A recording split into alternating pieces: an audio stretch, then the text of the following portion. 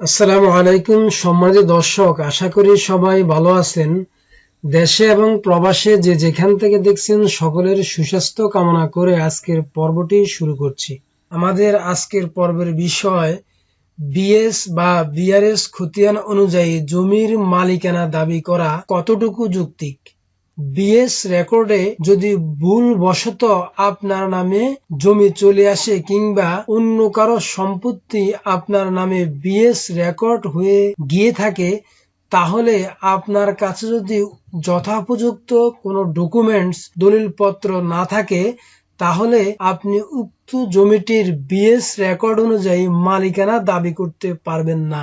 আরেকটি বিষয় হচ্ছে, আপনি বিএস রেকর্ড অনুযায়ী জমির মালিকানা দাবি করতে পারবেন যদি আপনি উক্ত সম্পত্তিটি আপনার পৈতৃক ওয়ারিশ সূত্রে মালিক হয়ে থাকেন এবং সিএস, এসএ, আরএস এবং এই বিআরএস পর্যন্ত সমস্ত খতিয়ান এবং কাগজপত্র যদি আপনার বাবা, আপনার দাদা এবং আপনার পূর্ববর্তী ওয়ারিশ এবং আপনার নামে হয়ে থাকে, তাহলে আপনি বিএস বা বিআরএস খতিয়ান অনুযায়ী আপনি সম্পত্তির মালিকানা দাবি করতে পারেন।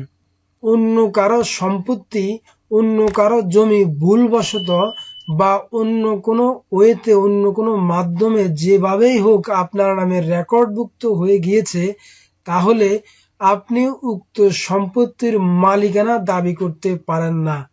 অন্যথায় যদি ভুল ক্রমে অন্য কোনো ব্যক্তির সম্পত্তি আপনার নামে রেকর্ডভুক্ত হয়ে থাকে, তাহলে উক্ত সম্পত্তির মালিকানা আপনি দাবি করতে পারবেন।